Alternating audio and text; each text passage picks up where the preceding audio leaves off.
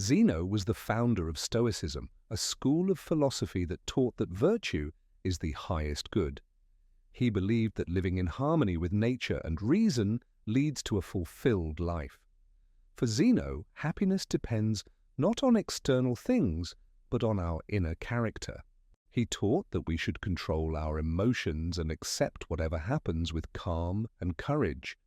By practicing wisdom, justice, courage, and self-discipline, we can remain free and peaceful no matter what life brings. Zeno believed the universe is governed by a rational order, often called the Logos. To live well, we must align ourselves with this cosmic reason. His ideas laid the foundation for later Stoicism. Cleanthes was a Greek Stoic philosopher. He succeeded Zeno as the head of the Stoic school and helped solidify early Stoicism, including its religious and cosmic dimensions. He explored such topics as the nature of the universe, fate and providence, virtue, and the good life. The Greek thinker emphasized the divine nature of the cosmos, portraying Logos as a god immanent in all things. His famous Hymn to Zeus reflects Stoic piety, praising the rational order of the universe and urging humans to follow its law. The Greek philosopher also stressed endurance and moral strength. He held that understanding fate and aligning with it through virtue was the highest freedom. We should live consistently with nature and cultivate our character. His life and teachings deeply influenced later Stoics. Chrysippus, a Greek philosopher and the third head of the Stoic school, is often considered its systematizer. He wrote extensively, over 700 works, and shaped Stoicism into a coherent and lasting doctrine. He revolutionized Stoic logic, introducing propositional logic and advancing theories of inference and deduction. He also refined the Stoic theory of determinism, suggesting that all events are fated but still compatible with human responsibility through sound impressions or clear graspings. In ethics, the Greek Stoic emphasized the idea of living according to nature.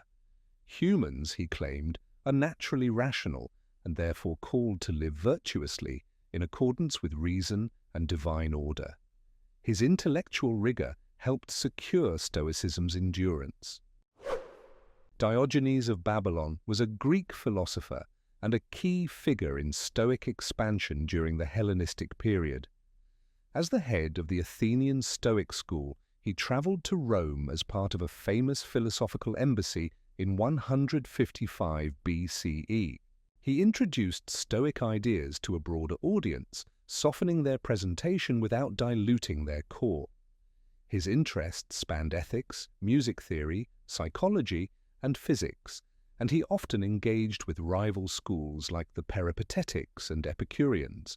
Though none of his writings survive, Diogenes is remembered for articulating Stoic thought with clarity and moderation. He emphasized the role of moral progress and the unity of philosophy's parts, helping Stoicism adapt to new cultural and intellectual environments. Panaetius of Rhodes was a Greek Stoic philosopher. He brought Stoicism to Rome and adapted it for a Roman audience.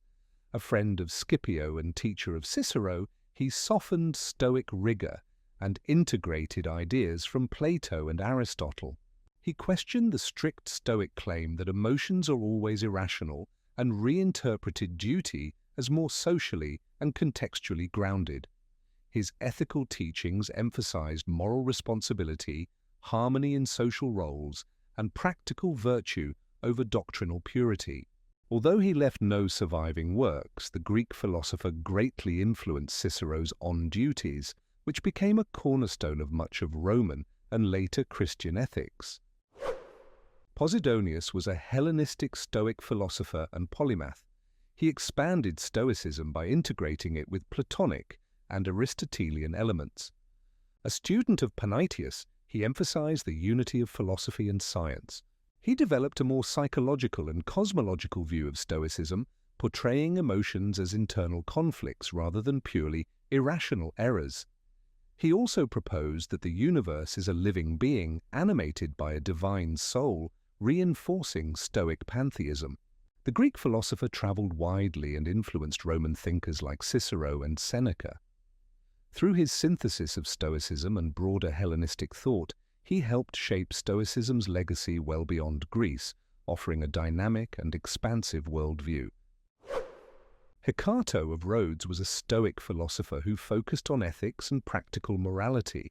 He was a student of Panaetius and helped continue the Roman-friendly Stoic tradition with a pragmatic, social tone. The Greek thinker emphasized duties and moral obligations within specific relationships, such as friendship, citizenship, and family, rather than a detached pursuit of virtue. He believed virtue could be reconciled with social stability and personal affection.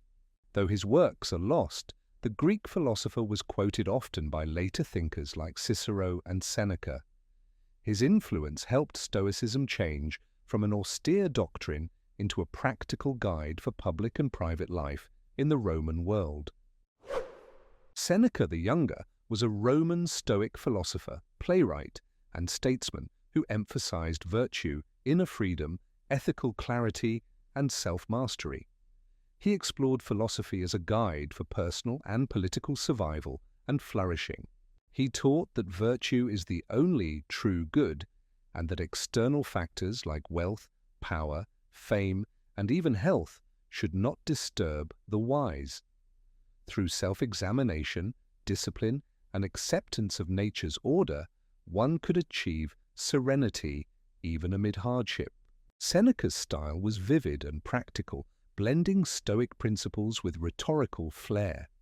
His influence endured through the Renaissance and Enlightenment, shaping ideas of dignity, resilience, moral responsibility, and the good life. Epictetus was a Greek-Roman Stoic philosopher. He was born into slavery but later became free. His teachings were recorded by one of his students. He emphasized that we should distinguish between what is in our control, our judgments, desires, actions, and what is not, such as wealth, power, status, or the actions of others. Peace comes from focusing only on what depends on us. For Epictetus, philosophy is not abstract theory but a daily discipline. True freedom lies in mastering one's inner life. Through constant self-examination, humility, and detachment, we can live with dignity and reason, even amid suffering or misfortune. Marcus Aurelius, a Roman emperor and Stoic philosopher, is perhaps best known for his personal reflections compiled in Meditations. These notes reveal a mind striving for virtue, wisdom, and inner peace amid responsibility and hardship. Central to Marcus's thought is the Stoic idea that we cannot control external events, only our responses. He urges acceptance of nature's order, emphasizing rationality, duty, and the cultivation of inner strength. For him, virtue, living in harmony with reason and nature, is the highest good. Marcus also reflects on impermanence and death, reminding himself that life is brief and that fame and pleasure are fleeting.